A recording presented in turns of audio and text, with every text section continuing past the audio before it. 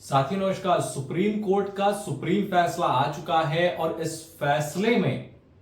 जहां विपक्ष विरोध कर रही थी इलेक्शन कमीशन का और भारतीय जनता पार्टी का, और तमाम तरीके के आरोप इलेक्शन कमीशन और भारतीय जनता पार्टी पर लग रहे थे कि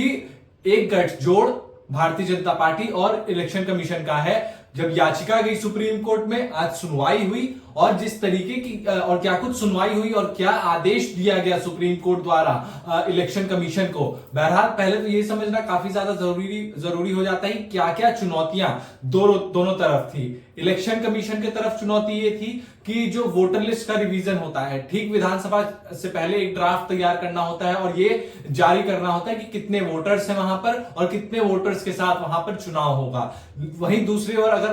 महागठबंधन की बात कर ले, जो तमाम तरीके के आरोप इलेक्शन कमीशन पर लगा रहे थे, पारदर्शिता पर आरोप लग रहे थे इलेक्शन कमीशन के, तो वहीं जो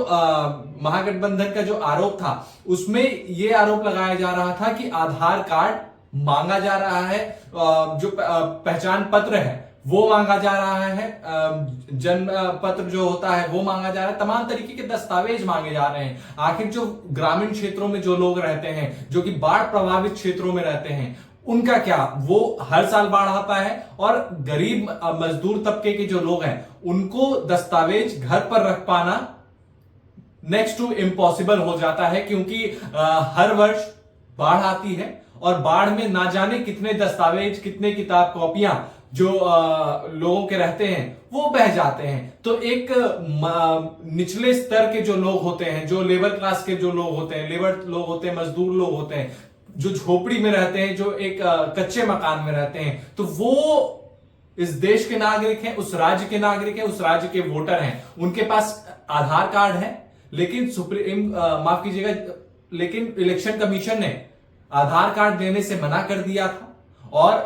पहचान पत्र को लेकर वो जन्म पत्र और तमाम तरीके के जो दस्तावेज होते हैं वो मांगने शुरू कर दिए थे। अब इससे जो उस तबके के लोग हैं, और ये सिर्फ सीमांचल के क्षेत्रों में ज्यादा किया गया था, जो पटना से सटे जितने भी इलाके थे वहां पर आधार कार्ड मान्य कर दिया गया था जब महागठबंधन ने वो सुर अपनाया तो। लेकिन जो सीमांचल का जो क्षेत्र है, पूर्णिया, अररिया और जो तमाम उस बेल्ट में क्षेत्र आ जाते हैं, किशनगंज, उन सारे क्षेत्रों में जो कि मुस्लिम बहुल्य माना जाता है, उसमें एक फैसला ये दे दिया गया था, या फिर यूं कहें एक इलेक्शन कमीशन द्वारा आदेश ये दे दिया गया था कि आधार कार्ड नहीं लिया जाएगा। 11 दस्तावेज उसमें देने थे जिसमें कि आधार कार्ड और वोटर आईडी कार्ड मान्य नहीं था। उनको ये प्रूव करना था जो वहां के वोटर्स थे कि वो यहीं पे जन्मे हैं और यहीं के रहने वाले हैं। दो सवाल यहां पर काफी ज्यादा महत्वपूर्ण हो जाता है। एक तो वो कि जो इतने सालों से रह रहे हैं, जो वहां के नागरिक हैं, जिनके दस्तावेज कहीं नष्ट हो गए, कहीं खो गए, कहीं बाढ़ में बह गए, तो वो क्या करेंगे।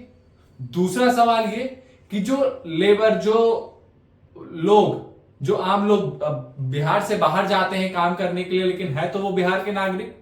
उनका वोटर लिस्ट रिवीजन कैसे होगा, वो यहां पर आकर फॉर्म कैसे सबमिट करेंगे, ये एक काफी बड़ा संशय बना हुआ था। लेकिन अब सुप्रीम कोर्ट ने कुछ चीजें इसमें पारदर्शी की है और एक आदेश भी जारी किया है। उस आदेश में ये कहा गया है कि सबसे पहले तो जो ये वोटर रिवीजन हो रहा है, जो महागठबंधन ये मांग कर रही थी कि इस पर रोक लगाया जाए, वोटर लिस्ट रिवीजन पर रोक लगाया जाए, लेकिन सुप्रीम कोर्ट ने इससे नकार दिया है और सुप्रीम कोर्ट ने ये कह दिया है कि ये वोटर लिस्ट रिवीजन ये जारी रहेगी और इस पर रोक नहीं लगेगा। लेकिन उसमें सुप्रीम कोर्ट ने ये कहा कि आधार कार्ड भी इंक्लूड इसमें करना होगा इलेक्शन कमीशन को। तो क्योंकि आधार कार्ड एक आधार है लोगों के नागरिकता का, लेकिन सुप्रीम कोर्ट ने एक चीज ये भी ऐड किया कि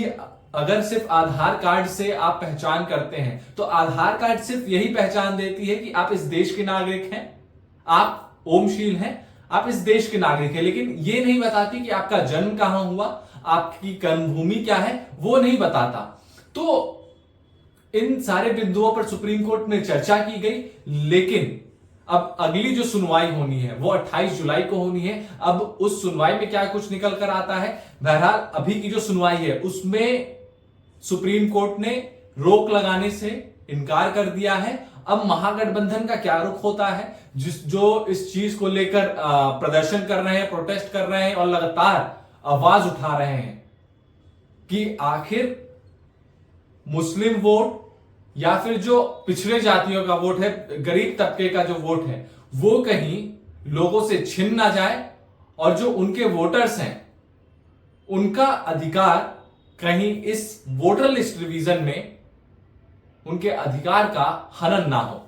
खैर, अब इनका क्या कुछ रुख रहता है ये आने वाला वक्त बताएगा। आपको ये वीडियो कैसा लगा, वीडियो को लाइक करें, चैनल को सब्सक्राइब करें और कमेंट करना ना भूलें। नमस्कार।